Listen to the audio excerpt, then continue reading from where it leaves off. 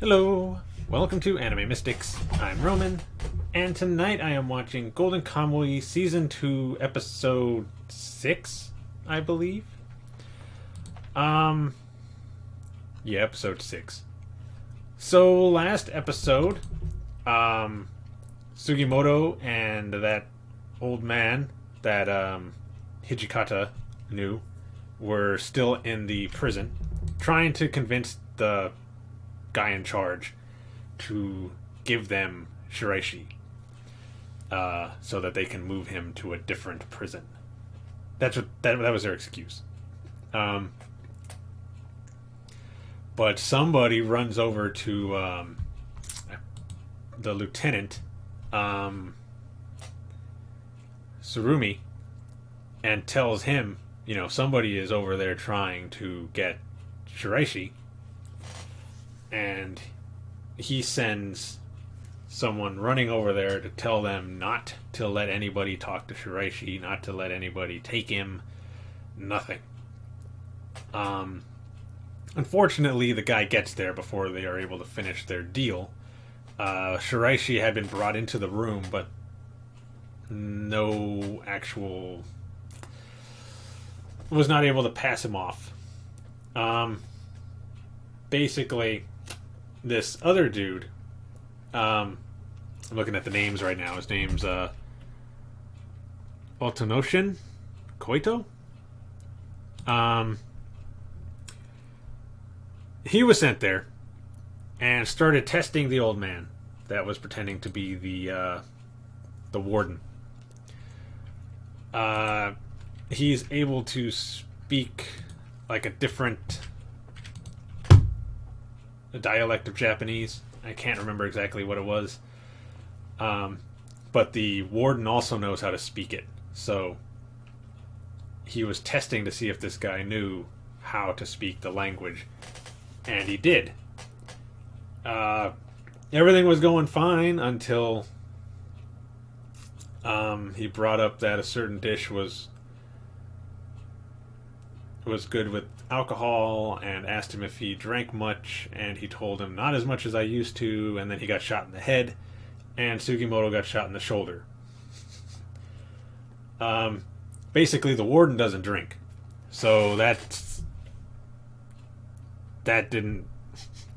basically failed him. He was so he's dead. I mean, he got shot in the head. So anyway, Sugimoto ends up getting Shiraishi out of there. He grabs him, and I believe they jump out the window.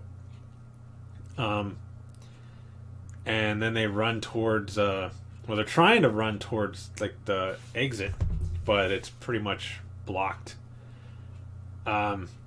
What's his name? Ogata tells them, just go that way. We'll take care of the distraction over here. So they run in a different direction and end up hijacking a hot air balloon. Not your typical one with the basket. It had it was long, and Sugimoto, Shiraishi, Ogata, and they're the ones that got on there. Then that Koito guy ended up getting up as well and started fighting with Ogata. And Sirpa sees them flying off, so she's on horse and starts following them to help out and starts shooting arrows at the dude. They don't end up killing him, but they do end up knocking him off. Excuse me. Then I think the thing ends up crashing. They don't get to use it for long, and they end up having to leave on foot. But the other troops are following them, so they can't just stop and rest anywhere. They have to keep moving. Sirpa does find them before they go, though, and they end up all leaving together, and end up coming to the conclusion that they have to go up this hill, or I think it's more of a mountain. It might have been a hill, but it was super, super windy. And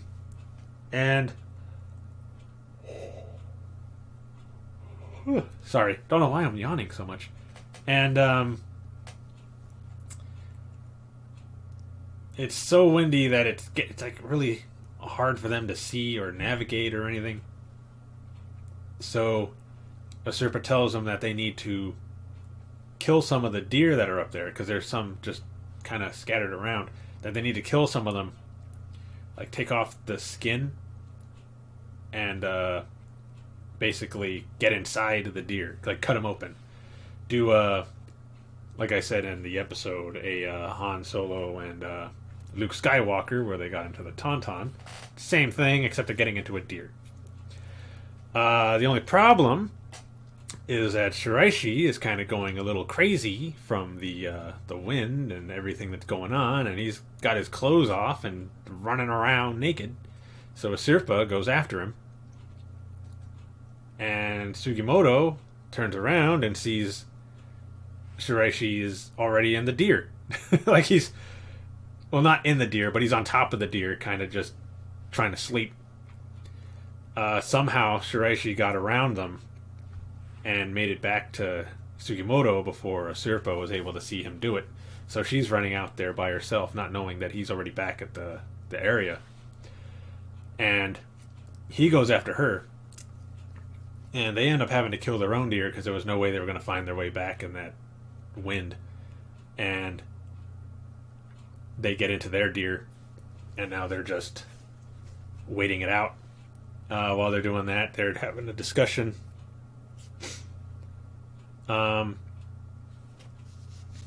Sugimoto was talking about something about killing people. About how he believes that the enemy is different from them, and they don't suffer because of it. So killing them is not that big of a deal.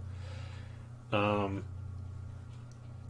how I think Asirpa asked him, where they started trying to change the subject about what his favorite food was, and he brought up persimmons. About how when they're, I think it was when they're dried, they become sweet, and he misses the eating persimmons because he used to do that a lot before he went into the war. And she starts asking if he eats a persimmon, will he return back to who he was before the war? Like, will he not be like as like how he is now, where he has no issue with killing somebody? Asking if he eats persimmons, will it change him back to before that? It's a really heavy topic, because I mean, he's talking about how some people in the war, they never go back to who they were before the war started, and some, not very few, but some do, which is what brought up the conversation about whether if he eats a persimmon, will he go back to who he was. But that's pretty much where it ended. Sugimoto was kind of tearing up at that, because I mean, I'm assuming he wants to be able to go back to who he was, but I'm pretty sure he doesn't know if he can at this point. But anyway, let's get into this episode.